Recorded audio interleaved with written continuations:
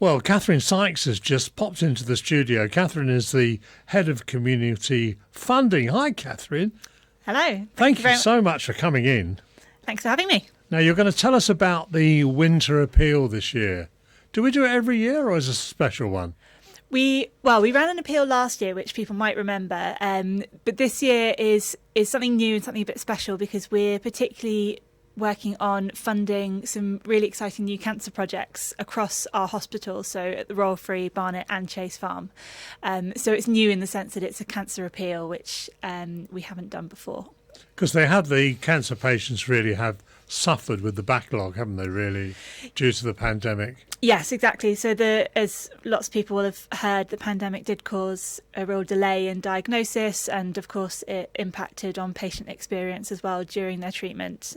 So that's caused some challenges. But the other thing to consider is that the Royal Free Trust is the largest provider of cancer care in London. So we have a lot of referrals coming through to the hospital, and so it's a really important focus point for us as a charity to ensure that we're supporting those services. So you've obviously got other referrals from other areas, not just London. They'll mostly come from within London, but they're rising because we have an ageing population, which means rising rates of cancer referrals coming to us. And as we're a big trust already, that's only going to increase over the next few years. And am I right in thinking that you're trying to fund a machine that helps things? Yeah, so we're looking to fund 3 projects. 2 of those projects are specifically related to diagnosis, speeding up diagnosis, and then the third project is supporting patient experience. So I can tell you a bit about each project if that's helpful. Please do, yeah. Fab. So the first project is based at the Royal Free, and that is looking to fund some thoracoscopy equipment. And what thoracoscopy does is helps to diagnose lung cancer in people who present with fluid in the chest cavity, which is a fairly common symptom of lung cancer. So 1 in 5 people with lung cancer will present with fluid in the chest cavity. And currently what would happen is a biopsy to confirm a diagnosis, which is quite an invasive procedure and can take a little while for the results to come back. The benefit of thoracoscopy is that it is a quicker procedure, it's less invasive, and it can also treat some of the symptoms, so it can remove some of the fluid while also taking a biopsy at the same time. It means that patients will get their diagnosis sooner, and if they do need to commence cancer treatment, they can do that more quickly and be in a better shape for it because they haven't had to recover from such an invasive procedure during the diagnosis. And this machine is just for lung cancer, yeah? This is specifically for lung cancer, right. Yes. And it would be the first in London. We'd be the first trust in London to have it and to use it in our hospital at the Royal Free. Fantastic. Yes, it's quite exciting, and that's kind of on a pilot basis, and we'll see how well it works and hopefully look to extend that. But it really helps to have the charity funding to get it started. Sure. So that's number 1. That's number 1.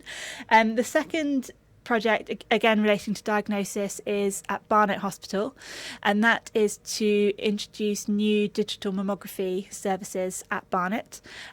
So at the moment, people who are diagnosed with breast cancer will usually have a number of tests, and they will very often have an MRI to have a closer look at the tumour. Which is quite an uncomfortable procedure, isn't it? It can be for some people. Some people would tolerate it better than others, but MRIs can take up to 45 minutes. And if you have anxiety or some pre-existing conditions or any mobility problems, sometimes MRI can be very uncomfortable and it takes quite a long time.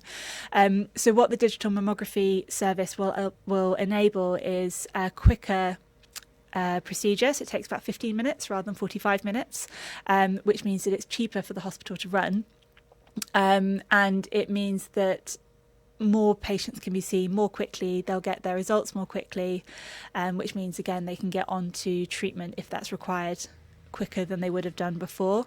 It's particularly important, as I say, for people for whom MRI is distressing or just not possible, but also for patients who have a family history of breast cancer and are deemed at high risk. So getting them seen more quickly is really important, and that will be enabled at Barnet with this machinery. Sounds great. I mean, I used to be involved with one of the breast cancer charities, and I know a little bit about it, and it can be extremely unpleasant. If you catch it early enough, it can be solvable, but you've got to get it really early. Yes, and that is generally, I'm not a doctor. I work in fundraising at the charity, but that is generally the case with cancers. The sooner you can diagnose them and get people onto a treatment plan, the better their outcome is likely to be. And as you say, with breast cancer, early diagnosis is really important. Lung cancer is one of the more dangerous cancers. So again, if we can diagnose early, then and get people onto their treatment pathway as quickly as possible, then outcomes are likely to be better. And do we actually have these machines, or are we raising money for them? We're raising money for them. Right. Yes, exactly. The digital mammography we have at the Royal Free at the moment, but not at Barnet. So we'd like to add it on at Barnet. Sure. Okay, and the third item you mentioned? It's a bit different. So the third project is at Chase Farm, where we are now doing this interview. So at Chase Farm, we have quite a busy chemotherapy unit, seeing between 20 and 40 patients a day, 5 days a week. And we know that chemotherapy can be uncomfortable. It can create feelings of anxiety. It can make people very nauseous, and it can be quite boring as well. People often having 5 or 6 hours of treatment.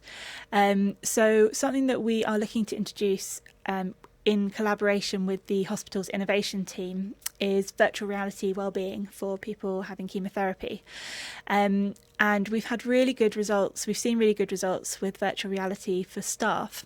So we ran a project last year to allow staff to have a go on virtual reality wellbeing, a wellbeing scheme, which had great feedback. So we're really hopeful that it will work really well for people having chemotherapy. And the idea of it is that it really helps to just transport you to being somewhere else. So you can be taken away through virtual reality to being on a beach or going for a walk in the woods or doing something more active. So there are games that you can play through virtual reality and even arts and crafts. So it helps the time pass more quickly and helps to hopefully reduce anxiety and nausea as well. So this is a headset, yeah? Yes, right. Exactly. Yeah, the sort of Oculus headsets that you might have seen. Right. So it's similar to playing a computer game, but it's going to take you somewhere else. Yes, exactly. And I'd say there are games as one of the options. So if that's what you want to do, there are games inbuilt in the software. But you can also just, immerse yourself somewhere different. I've had a go on them when we were doing the staff project, and it's really lovely. You can be, in the middle of a wood or on a beach, and it does feel like you're somewhere else. And what's the feedback been like for that? So from staff, it's been really positive. Of the staff who tried the pilot project, which we ran at Chase Farm, 85% said that they would recommend it to someone else. Lots of those staff, even if they only did it for 10 minutes, it helped them to feel like they were somewhere else, and it just allowed them to have a bit of time to step away from their busy jobs and decompress a little bit. So the feedback's been good, and it is based on research as well. So the innovation team here have been working with colleagues elsewhere and working on pieces of research, and there is good evidence to suggest that it does support with anxiety and nausea symptoms, and as I say, helps the time pass more quickly, and that's particularly important for people who may not have access to things like iPads and fancy phones, people who can't necessarily afford a computer to bring with them to keep them busy. So it also will help those who can't necessarily afford the technology to keep them entertained. It's interesting themselves. as well that the staff, because they've had a terrible time one way or another. Yeah, it's interesting that they can get some respite from it as well. Yes, and that's actually one of the projects that we funded through our appeal last year. So some people may remember that we ran an appeal as a charity last year that was particularly focused on our response to the pandemic. So through that, we were able to fund a number of projects to support staff and patients and really respond to the challenges that the pandemic created. One of those was the virtual reality wellbeing service, but we also were able to support with funding renovation of rest spaces for staff, some digital innovation to reduce some waiting times for elective surgery, and also research into long COVID, which was such a current concern at the time. Sure. And one of our best funds of money come from ex-patients, don't they?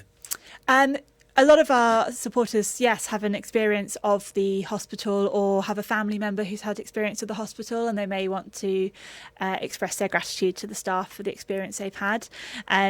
So we've already got quite a lot of people who are really interested in this appeal and would like to support. Many of them have a personal experience either of the hospital or of cancer more broadly in their family, and they can really see the impact that they could have by helping to speed up diagnosis and helping to improve patient experience. So we hope it will be really successful. Because it's a tough time for everybody, really, with the cost of living going up. And so when you're trying to raise money, it's a particularly difficult time.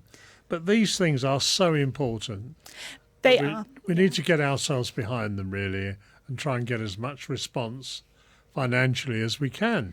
I hope so, yes. I hope people will really get behind it. So as part of the appeal, we will be running between the 13th and the 18th of November a match funding campaign, which is a really fantastic way to support, because every donation that comes through that campaign will be matched.